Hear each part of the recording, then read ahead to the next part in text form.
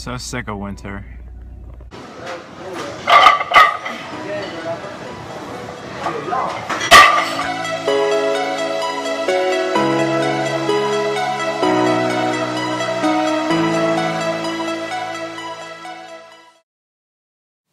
What's going on, guys? Harris here with another commentary. First thing I want to do is start off and say a huge thank you to all the new subscribers. I think I've had about 5 to 10 new subscribers since my last workout footage. And I'm just going to throw some clips up and talk about what I did this week in the gym. Today was just like a shoulder/core day. Not really feeling too great, feeling a little bit sick. So I wanted to take it easy.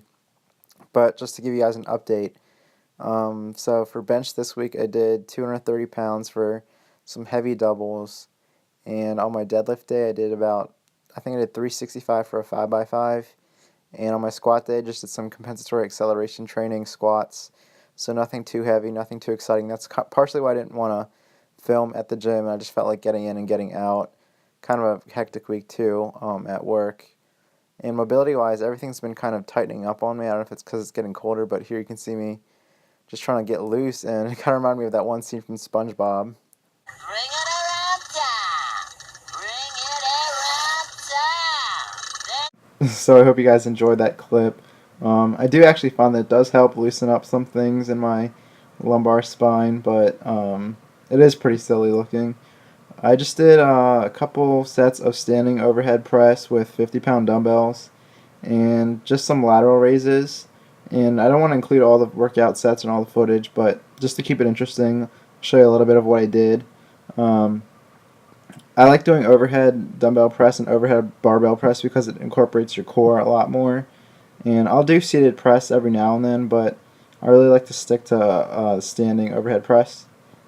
Doing any exercise standing is going to activate your core a little bit more. Like, let's say, for example, you're doing a French curl, or for those of you that don't know, a French curl is sort of like a standing tricep extension, where you basically form a diamond with your hands and you hold the dumbbell above your above your head, and you press it. So just for exercises like that, or exercises even like a bicep curl, if you're standing, you're going to activate your core a little bit more. If you're sitting down, you will not activate your core as much. And I do believe that there was a study done by some Norwegians, and they found that any exercise that you do when you're standing for your shoulders, like an overhead press movement, requires more stability and there's more muscle activation compared to when you're sitting. If you were doing I have no idea what I'm saying here to my friend, but yeah, compared to when you're sitting, there's less core activation.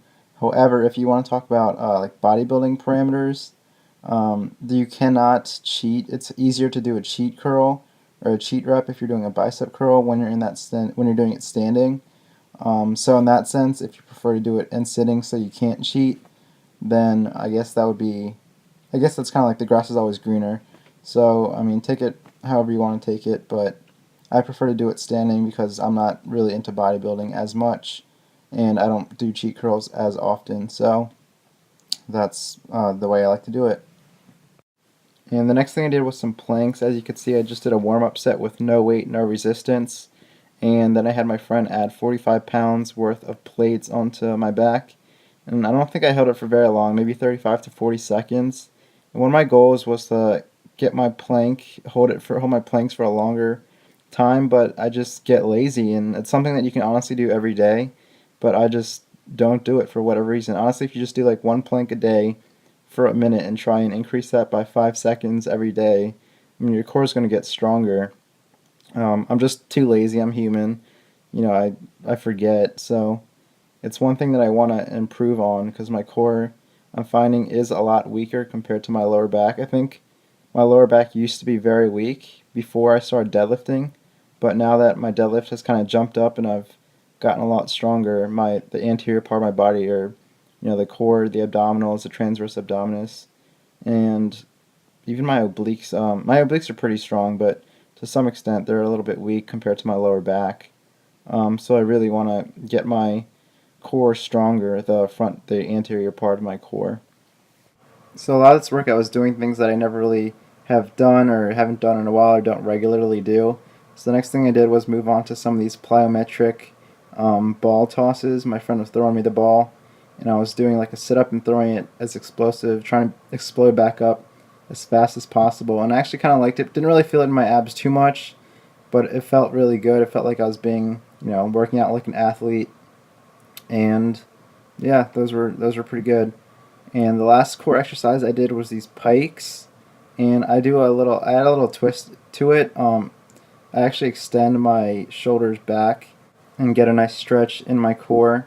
This works the anti-extension function of the core, and it's also since you're on a physio ball, that's going to work the stability component. And additionally, you can also see that during that pike position, my torso's in slight flexion. That was a pretty bad rep, but it's in flexion, so that's also working the flexion part of the rectus abdominis. So that's going to wrap up the commentary. I do have some clips of my post-workout meal if you want to check them out after this. Thanks for watching the video, and I'll see you in the next one.